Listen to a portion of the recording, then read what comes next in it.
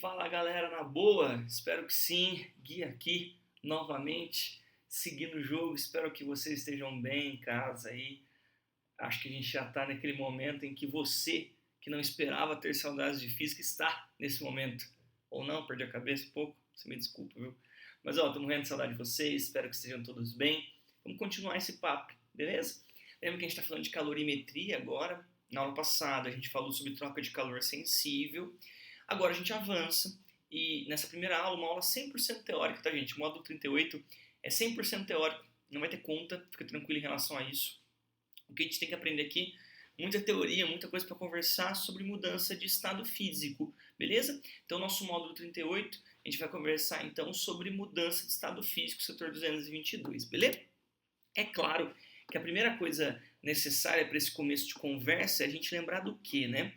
Então a gente falou, você viu com o Dersim que quando um corpo ele recebe calor, ele pode ter dois tipos de consequências térmicas. E a substância pura, essas consequências não coexistem, ou é uma ou é outra. Então quando o corpo recebe calor, ele pode pegar esse calor e mudar a temperatura dele. Se ele recebeu, aumentar a temperatura. Quando isso acontece, a gente chama de calor sensível, perfeito? Agora, ele pode pegar esse calor e usar para mudar de estado físico. E aí nós chamamos de calor latente, falaremos sobre isso, perfeito? Substância pura, gente, ou é uma ou é outra. Não há mudança de estado com mudança de temperatura. Ou ele muda de temperatura, ou ele muda de estado. E vamos falar sobre isso agora, beleza? Então, no módulo 38, primeira coisa, obviamente, é a gente entender um pouquinho os estados físicos da matéria. Primeiro, o que diferencia os estados físicos? Eu vou colocar aqui para nós no apontador laser. O que vai diferenciar? É muito importante que você tenha isso em mente. Gente, de maneira simples, os estados físicos da matéria são divididos pela sua organização das partículas, perfeito? Moléculas ou átomos. Ou seja, em termos mais técnicos, a gente fala que é a diferença no grau de agregação, certo? Isso tem a ver, basicamente, gente, com duas coisas. Quando a gente fala organização das partículas, quer dizer, basicamente, com o distanciamento entre elas e o nível de movimentação que elas podem ter. Basicamente isso, né? Com isso, nós temos três estados clássicos da matéria. Ó, eu falo clássico porque você sabe que hoje tem outros, né? Eu vou falar dos três estados clássicos, que é o que a gente precisa saber nesse momento. Além deles, você sabe, já deve ter ouvido falar do plasma, dos condensados, fermiônico de Bose e Einstein, mas esse é outro papo. Fechado? A gente fala dos estados clássicos da matéria. São três. Vamos lembrar um pouquinho? Primeiro, vamos pensar no estado sólido. Lembra? O estado sólido se caracteriza por ter forma e volume definido, né? Agora, por que isso acontece? Essas moléculas são rigidamente unidas, ou seja, a gente chama isso de força de coesão molecular é alta, ou seja, as moléculas estão muito próximas umas das outras, a interação entre elas é grande, formando em alguns materiais como a gente chama de retículo cristalino, inclusive, tá? Formato bem característico das moléculas, pouca movimentação em torno de uma posição de equilíbrio, certo? Isso é o que nós temos do estado sólido. Agora, o estado líquido, né? Justamente essa rigidez da ligação molecular, da força de coesão, é o que faz ele ter forma e volume definido. O líquido, ele ainda tem interação molecular, ainda tem essa força de coesão, só que menos, ou seja, tem uma maior liberdade no movimento molecular. Consequentemente, ele continua tendo volume definido, só que forma indefinida. Você sabe, né, que sob a ação da gravidade, um líquido ele assume o formato do seu recipiente, perfeito? Você sabe que ele vai assumir o formato do copo. Agora, o volume ele é fixo. Você compra 1 litro de leite, é 1 litro de leite. É aquele volume, perfeito? Agora, e o gasoso, Gui? O estado gasoso, você sabe, não tem nem volume, nem forma definida. Ele sempre ocupa todo o volume do recipiente, assumindo aquele formato. Porque essa força de coesão, gente, a tração molecular é muito pequena, a interação molecular é muito pequena, as moléculas são muito afastadas. Por isso que você ganha esse grau de indefinição, né, e de possibilidades de movimentação. Então, esses são os estados básicos da matéria, sólido, líquido e gasoso, perfeito? A gente quer estudar hoje as mudanças de estado físico, essa é a nossa grande ideia de hoje, tá? Então, sólido, líquido e gasoso, vamos conversar um pouquinho sobre essas mudanças. Para falar da mudança de estado, é claro que eu vou propor para você aquele desenho clássico, né? Estado sólido, líquido e gasoso. Importantíssimo lembrarmos os nomes de cada transformação, tudo bem? Então, ó, quero te convidar a dar uma olhadinha aqui comigo. Então, lembra, por favor, do estado sólido para o estado líquido, chamamos esse processo de fusão, perfeito? É o processo que ocorre quando a substância passa do estado sólido para o estado líquido. Quando ela passa do estado líquido para o estado gasoso, o nome é vaporização. Por favor, o nome é vaporização.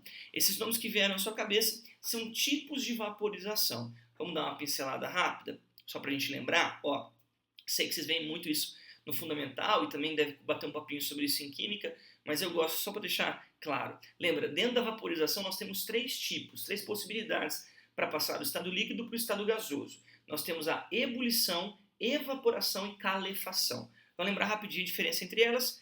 Ebulição acontece numa temperatura fixa, por exemplo, da água sob a pressão atmosférica normal de 1 atm, 100 graus Celsius. Acontece em todo o corpo do líquido, então você vê quando você põe uma água para ferver que as bolinhas saem de baixo e vão para cima, todo o líquido está mudando de estado, então acontece em todo o líquido e acontece numa temperatura fixa. Importante.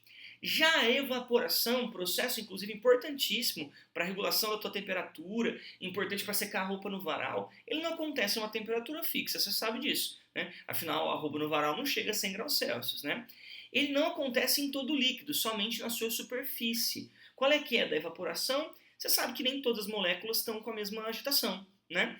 Portanto, as moléculas da superfície roubam a agitação de outras moléculas do lado, ganhando energia suficiente para saltar de estado, perfeito? Para ir para o estado de vapor. Consequentemente, dessas moléculas que elas pegaram energia, diminuem a agitação, diminuem a temperatura daquele corpo em geral, certo? Isso é evaporação, que é influenciada pela superfície, né, de contato, influenciada pelo vento, o vento auxilia nesse processo, tá? Isso é evaporação, não acontece numa temperatura fixa, isso acontece na superfície do líquido, lembre-se disso, perfeito?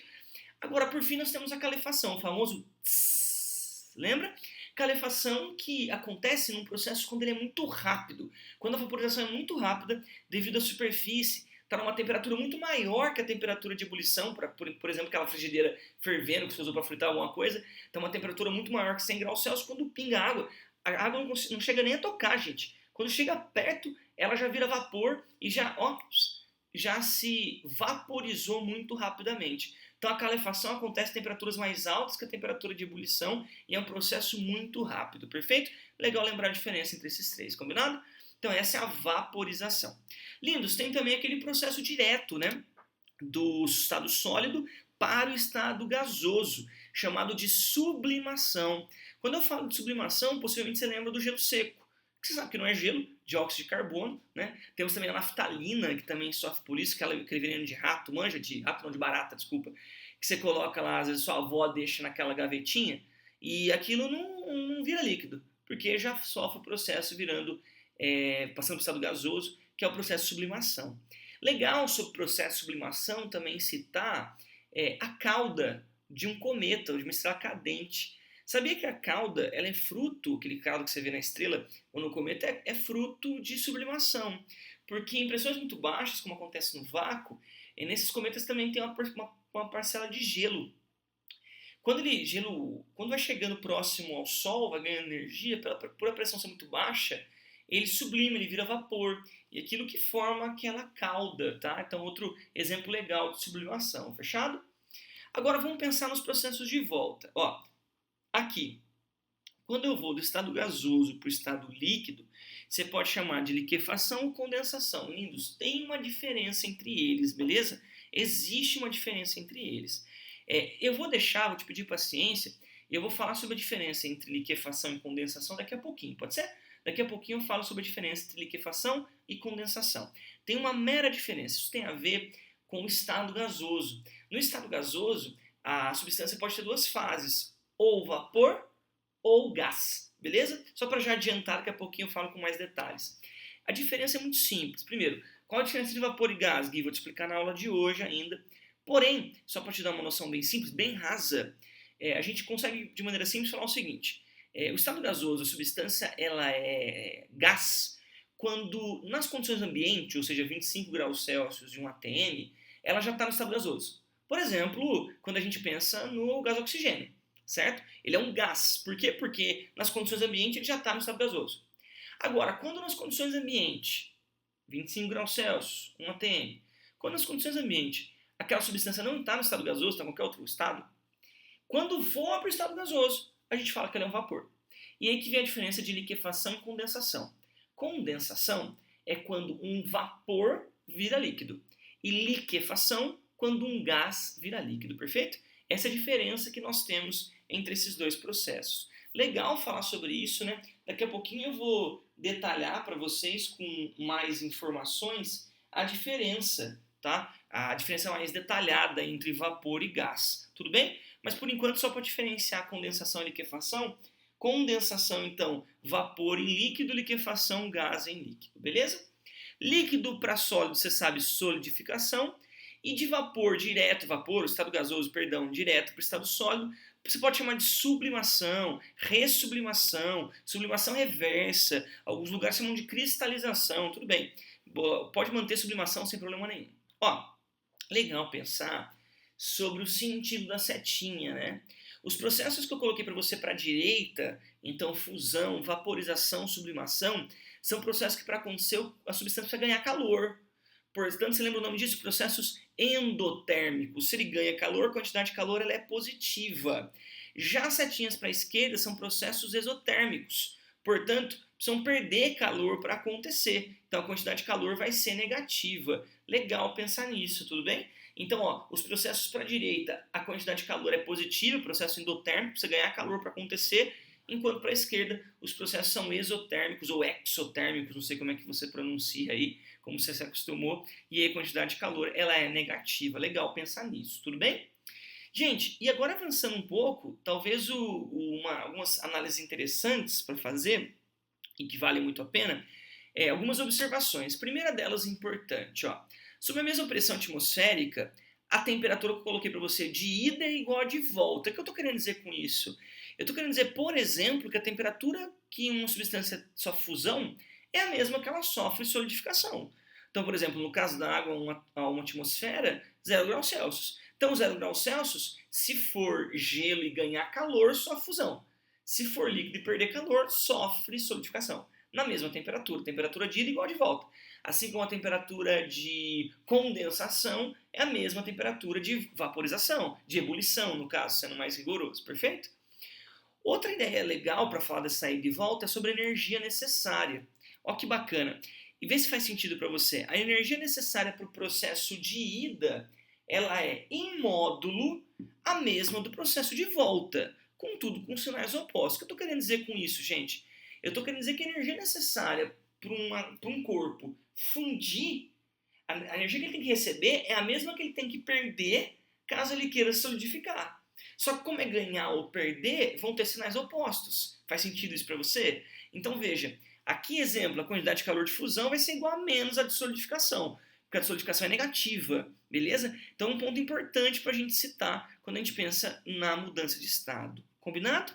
Lindos! Agora a gente chega talvez no ponto alto da nossa aula, que é o diagrama de fase. Esse diagrama você vê tanto em química quanto em física, né? Vou tentar explorar algumas coisinhas legais com vocês sobre isso. Me acompanhe aqui, por favor. Ó. O diagrama de fase ele tem como principal objetivo, sem dúvida alguma, tá, gente? É mostrar a influência da pressão à temperatura de mudança de fase. A pressão ela muda a nossa temperatura de mudança de fase. Ó, vamos com calma.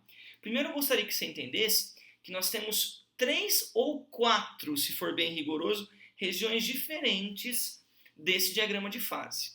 Você pode englobar vapor e gás como sendo a região do estado gasoso. Tudo bem, você pode falar 3, tá?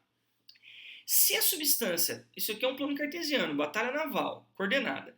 Se a substância estiver aqui, ou seja, com esse valor de pressão, com esse valor de temperatura, ela vai estar no estado sólido. Se ela estiver nessa região, no estado líquido, e se ela estiver nessa região, no estado gasoso. Nesse caso, vapor. Se ela estivesse aqui no estado gasoso, seria gás. Agora, eu tenho condição de te explicar de maneira detalhada a diferença real entre vapor e gás no estado gasoso. Olha que importante, gente. A diferença entre vapor e gás no estado gasoso, deixa eu apagar aqui só para liberar aqui para a gente não ficar poluído. A diferença entre vapor e gás tem tudo a ver com o nosso diagrama de fase. Olha a diferença. A diferença é simples. Um vapor, imagina que o corpo esteja aqui vapor. Um vapor, a uma temperatura fixa, vou chamar de θ1, ele consegue, por uma compressão, ou seja, por um aumento na pressão, ele consegue virar líquido. Percebe? Então manteve a temperatura, aumentou a pressão, ele consegue virar líquido. Olha a diferença, então, um vapor com uma simples mudança de pressão exclusivamente, mantendo a temperatura, você consegue mudá-lo de estado. Já o gás não, você percebeu? Imagina um gás aqui a uma temperatura maior do que a temperatura crítica. Olha o termo que eu usei, crítica. Esse ponto chamado de ponto crítico. O ponto crítico é o que vai diferenciar o gás do vapor, porque acima da temperatura crítica, acima desse ponto, o estado gasoso deixa da fase vapor e passa para a fase de gás. O que é a fase de gás? Você pode mudar a pressão quanto você quiser, que você não muda de estado. Então veja, olha a diferença. O vapor, ele muda de estado somente mudando a pressão. O gás não, ele tem que mudar também a sua temperatura. Essa é a diferença, essa é a importância do ponto crítico, combinado? E ó, só para você entender aquele lance que eu falei para você agora há pouco, sobre a diferença de condensação e liquefação, quer ver? Deixa eu te mostrar aqui, ó. Imagina que eu vou colocar duas transformações para você, duas mudanças de estado, para você ver o que é uma liquefação e uma condensação. Então veja, ó, imagina que um corpo sofreu essa mudança de estado, ó, dá uma olhadinha. Por exemplo, veio daqui, estado A, aí não sei, você pode aumentar a pressão dele, aumentar também a temperatura, ou diminuir a temperatura, tanto faz. Ó, imagina que eu diminuo a temperatura, mantendo a pressão, tá? Ou seja, aqui ele virou líquido. Esse processo, lindo, vapor de A para B, então de A para B, esse processo eu chamo de condensação, porque foi a passagem do estado vapor para o estado líquido. Agora, dá uma olhada, se o corpinho estiver aqui, acima da temperatura crítica, e você diminuir a temperatura dele, então foi de um estado C para o estado D. Ele passou para o estado líquido, ele sofreu também uma mudança de estado. Só que essa passagem CD eu não chamo de condensação, eu vou chamar de liquefação. Deu para sacar a diferença? Então essa diferença clara entre condensação, liquefação, entre vapor e gás, combinado? Ó, você já deve estar percebendo que a gente tem algumas regiões, né? Aqui nesse, como eu mostrei para você, deixa eu apagar aqui, eu gosto de apagar para ficar limpinho, tudo bem, gente? Então, ó, aqui a gente já percebeu que tem três curvas muito importantes, que elas delimitam as regiões, né? E essas curvas que eu queria conversar com você agora. Perceba, eu tenho a curva 1, que eu vou nomear aqui para você. Essa curva 1, que é a curvinha aqui que está em roxo para a gente, essa curvinha 1 é a curvinha que a gente chama de curva de fusão. Ô Gui, é errado chamar de curva de solidificação? Não, tá? Por que curva de fusão? Porque ela delimita o estado sólido e líquido. Veja, eu já vou colocar aqui o nome para vocês. Então, esta curvinha aqui, curva de fusão. Essa curva 2, aqui em verde, curva de vaporização, e a curva 3, chamada de curva de sublimação. Veja, porque quando passa por essas curvas, sofre esse processo nomeado pelo número que eu dei para você aqui, né? Agora, olha que legal. Aqui é sólido, Gui, aqui é líquido. E aqui em cima da curva de fusão? Sólido mais líquido. Então, aqui, sólido mais líquido. Os dois estados coexistem, certo? Por exemplo, água e gelo a 0 graus Celsius. Perfeito? Aqui em cima, Gui, coincide líquido mais gasoso. No caso, se eu for ser bem rigoroso, né, eu vou falar vapor. E aqui em cima, Gui, sólido mais vapor. Perfeito? Então, em cima desses pontos, esses dois estados coexistem. Aí, nessa hora, você pode chamar atenção e falar, Gui do céu, mas o que é esse ponto aqui, T? Lindo, acho que você deve ser um pouco sugestivo para você. O nome desse ponto é ponto triplo, tá? O ponto triplo é um ponto especialíssimo, perceba, ele tem uma temperatura e uma pressão bem determinada para acontecer, é quando coexistem os três estados da matéria. Lindos, aqui no YouTube mesmo, se você procurar lá Triple Point, você vai ver alguns vídeos lindos de algumas substâncias no seu ponto triplo. É bacana porque você vai ver ela ao mesmo tempo sólida, líquida e borbulhando. Você vai ver ela coexistindo. Gui, posso ver isso com a água? Difícil, viu? Difícil porque pressão muito pequena para isso acontecer. Em laboratório você consegue, mas a pressão muito próxima de zero. quando a gente pensa no ponto triplo da água, combinado? Você vai experiência com alguns álcoois, né? Esse tipo de situação, beleza? Então essa é a interpretação do nosso diagrama de fase. Agora lembra, por favor, qual que é o objetivo central? O objetivo central é estudar a influência da pressão, porque você deve ter percebido que a pressão aqui, quando eu aumento a pressão, eu mudo a temperatura que está marcando na curva. Portanto, muda a temperatura de mudança de estado. E é isso que eu quero falar com você, tudo bem? Porém, antes de falar sobre isso, agora eu queria apagar de novo. Espero que você tenha paciência com esse apaga aqui. A gente vai riscar bastante. A gente começa te contando que, na realidade, esse gráfico que está aqui para você é um gráfico que a gente chama de substância normal, tá? Que tem aquele comportamento normal, por exemplo, de dilatação, lembra? Quando você esquenta, ela dilata, quando você esfria, ela contrai. Você lembra que você viu com o Dersim que a água, por exemplo, não tem esse comportamento em uma certa faixa de temperatura, né? Você viu que a água tem um comportamento anômalo, não só a água, como o bismuto, o antimônio, o ferro. Essa galera vai ter um diagrama de fase um pouco diferente, combinado? Mas vamos por partes. Eu quero começar analisando uma substância pura normal. Vamos começar pela temperatura de fusão, pode ser? Olha a temperatura de fusão de uma substância pura. Então imagina aqui, ó, aqui eu tenho a certa temperatura de fusão para essa pressão aqui. Então, para essa pressão, que eu vou chamar de P1, tem uma certa temperatura que vai ser a temperatura que eu vou chamar de θ1 de fusão, perfeito? Lindos, o que acontece se eu aumentar, o que acontece se eu aumentar a pressão, vir para um valor P2?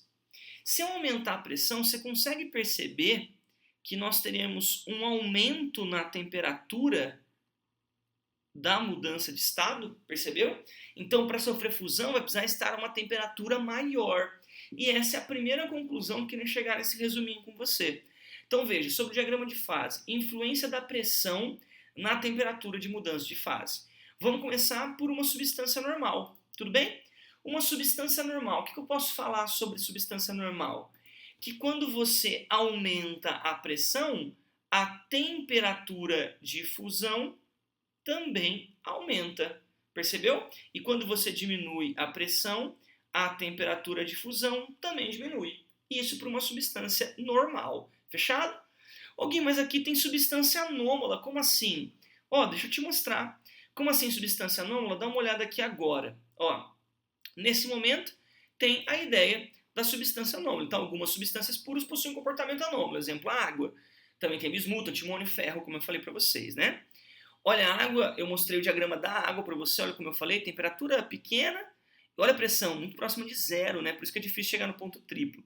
Mas você viu que ela tem, vou voltar, você viu que a curva de solidificação é a mesma, desculpa, a curva de sublimação é a mesma, a laranjinha, a curva de vaporização ou de ebulição, se você preferir, é a mesma. Agora a curva 1 tá diferente, você percebeu isso?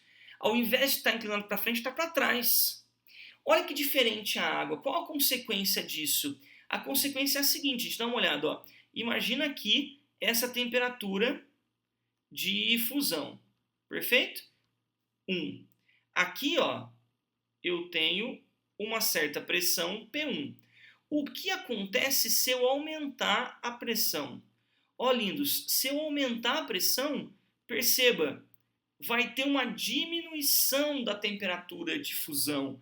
Então, a substância anômala, quando você aumenta a pressão, você diminui a temperatura de fusão. E quando você diminui a pressão, você aumenta a temperatura de fusão. Lindos, isso tem tudo a ver com o arranjo molecular dessa galera, tá? Tem tudo a ver com isso. Não vou entrar em detalhes sobre isso, mas tem relação com esse arranjo molecular, tá? E olha que interessante, então a água, quando eu aumento a pressão, ela diminui a sua temperatura de fusão. Então, a consequência disso, você consegue ter água líquida a uma temperatura menor que zero. Gui, você consegue pensar numa aplicação prática? Putz, eu vou dar um exemplo bonito para você. Olha esse exemplo que eu trouxe aqui. Você consegue ver aqui do ladinho da substância anômala? Então dá uma olhadinha. Aqui do ladinho da substância anômala, eu trouxe um exemplo para você. Você viu? Trouxe um exemplo claro desse processo, que é a patinação no gelo. A patinação do gelo, como que ela funciona? Você viu como é que é o patins? A região de contato ela é bem fina. Lembra, pressão é força sobre área. Diminuiu a área, pressão aumenta. Onde você está apoiado, a pressão é alta. Com isso, a temperatura de fusão da água ela diminui. Então, alguém que era gelo ali, estou chutando o valor para você entender, -2, se a temperatura de fusão diminuiu, sei lá, para -5, ela falou, opa, não era para estar gelo, era para ser líquido. Ela faz o quê? Se funde.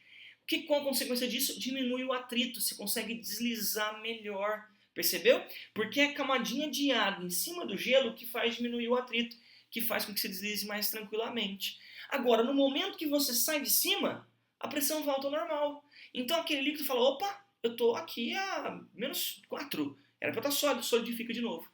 Isso nós chamamos de regelo. Tá? Então, isso tem uma experiência bonita, que é a experiência de Tyndall. Tyndall fez uma experiência, o irlandês Tyndall fez uma experiência, que é a experiência do regelo, para mostrar essa ideia. Olha o que ele fez. Ó. Vou pegar aqui um negócio qualquer de durex. Ele pegou esse negócio e ele pendurou num bloco de gelo. Então, só para você entender, ó. Imagina que ele pegou aqui, deixa eu montar um minutinho aqui só para você. Então, ele pegou aqui, ó, e pendurou. Tá vendo? Pendurou aqui de um lado, então imagina isso aqui um bloco de gelo, e ele pendurou com arame dos dois lados um blocão pesado dos dois lados, para ir aumentando a pressão. O que acontecia? Essa região aqui, que estava o arame, a pressão aumentava, a temperatura de fusão diminuía, o gelo fazia o quê? Virava, sofria fusão, né? Virava líquido, e aí ele ia entrando. Só que na hora que entrava, a aguinha que estava ali já não estava mais sob aquela pressão, então ela solidifica. Então o arame ia passando por todo o bloco de gelo e o bloco de gelo não se dividia em dois, certo? O bloco de gelo não, porque ele ia se congelando novamente pelo regelo. Então uma ideia prática, um exemplo prático desse processo que eu estou te contando, tudo bem? Então veja, a substância normal, quando você aumenta a pressão, aumenta a temperatura de fusão, a anômala não. Fechado? Agora, você percebeu que a curva de vaporização não muda.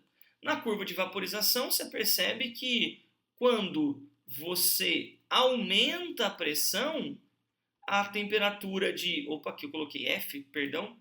A temperatura... Deixa eu apagar aqui. Beleza.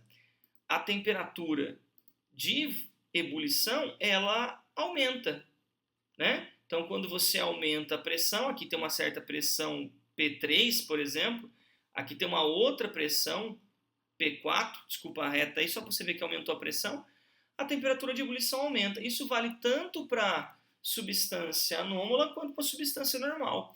Então, tanto faz para anômala ou para normal, se você aumenta a pressão, a temperatura de ebulição aumenta.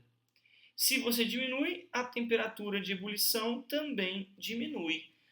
Gente, exemplo clássico, panela de pressão. Então, ó, exemplo clássico disso que eu estou te contando é a panela de pressão, sem dúvida alguma.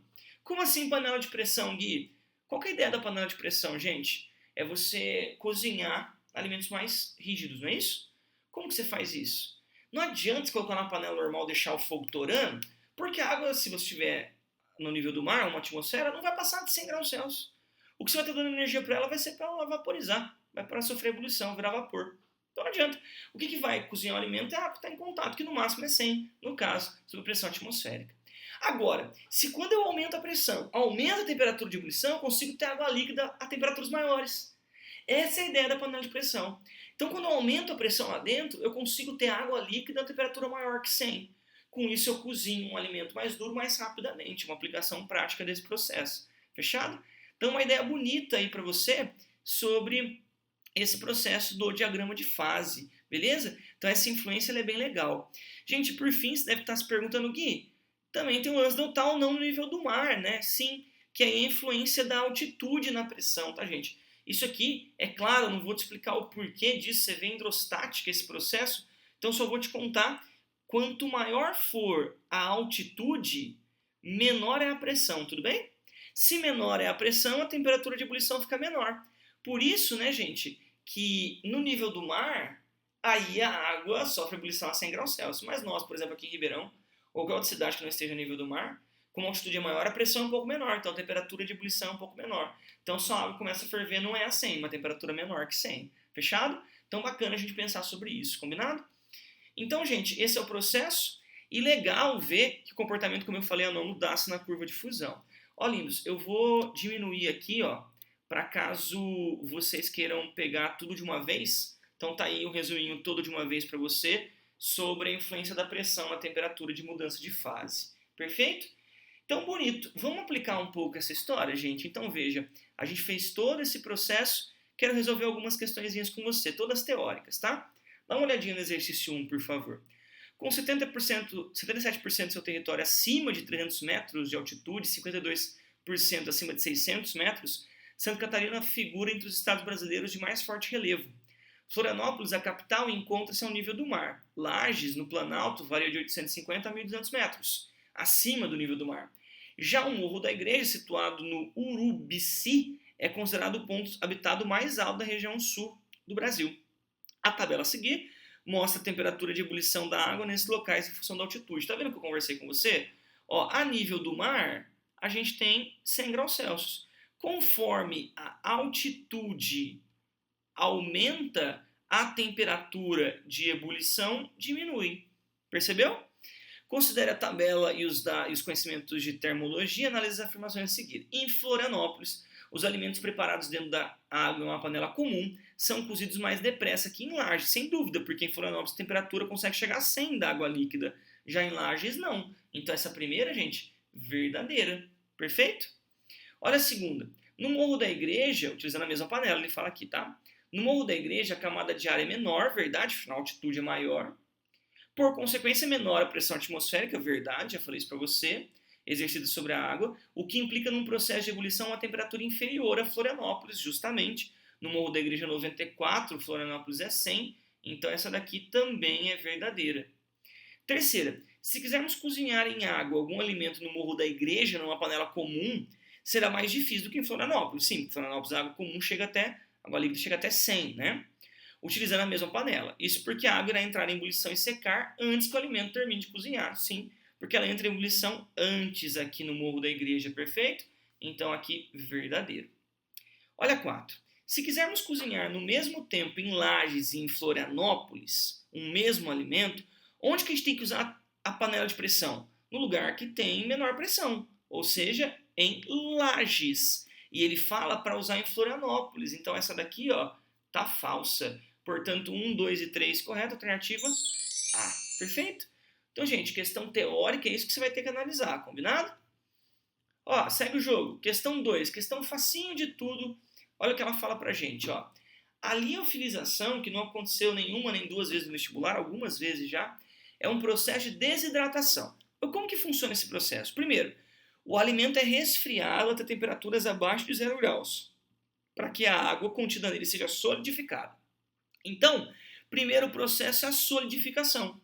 Olha no gráfico, qual mostra a solidificação? Ó, lembra, essa aqui é a curva de fusão da água, comportamento anômalo, tá vendo? Solidificação está aqui, ó, líquido para o sólido. Então, o processo 2 é um processo de solidificação. Depois, em câmaras especiais, sob baixíssima pressão, menor que a pressão do ponto triplo, a temperatura do ambiente é elevada, fazendo com que a água sólida seja sublimada. Onde que está mostrando sublimação aqui, gente? Ó, processo 3, sublimação. Perfeito? Portanto, a alternativa que representa as etapas do processo de liofilização, na ordem descrita, são 2 e 3, alternativa C. Aqui ele fala, né, gente, que sublima fazendo com que a água sólida seja sublimada. Dessa forma, a água sai do alimento sem romper suas estruturas moleculares, evitando perdas de proteínas e vitaminas, tá, gente? Uma bela questão aí de liofilização. Bacana? Lindos, para a gente fechar um pouquinho sobre usina, é um processo que é meio delicado essa questão, porque parece que você tinha que saber alguma coisa de usina nuclear para rolar. Dá uma olhada, ó. A elevação da temperatura das águas dos rios, lagos e mares diminui a solubilidade do oxigênio, pondo em risco as diversas formas de vida aquática que dependem desse gás. Se essa elevação de temperatura acontece por meios artificiais, dizemos que existe poluição térmica. Ou seja, quando você esquenta muita água de um rio, é uma poluição térmica. É isso que é. E veja, isso acontece na usina nuclear porque na hora que o vapor d'água está passando, ele tem que voltar a ser água. Como é que você faz? Você faz ele passar por vapor de água e lembra que você esquentou através da fissão nuclear, que liberou energia e tal. Esse vapor d'água que movimentou as turbinas e agora precisa voltar a ser água. Ele é reaproveitado. Essa água está contaminada, ela não vai para fora. Essa água, para ser resfriada, ela tem que ter contato com outra água, para que esse vapor se condense. É nessa hora que esse vapor perde energia para a água do rio, do mar, e aí com isso você aumenta a temperatura e pode ter a poluição térmica. E é isso que ele pergunta. Qual parte do ciclo de geração de energia nas usinas nucleares está associada a esse tipo de poluição? Então é o momento da condensação do vapor da água no final do processo. Alternativa B, perfeito? Mas, gente, só para você ter uma noção, talvez nem todos lembrem do processo de usina nuclear, que vocês vêem um pouquinho de usina lá no ensino fundamental, tá tudo bem, tá? Você conseguiria concluir pensando em que processo que dá energia para alguém, combinado? Gente, ó, vou passar aqui para vocês agora a sua tarefinha, uma tarefa 100% teórica, estuda com bastante calma essas questõezinhas, fechado? Qualquer dúvida, lembra de nos procurar, maravilha? Foi um prazer, muita informação eu sei, então vamos que vamos estudar, vamos forte aí, beleza, gente? Beijo no coração, um prazer revê-los.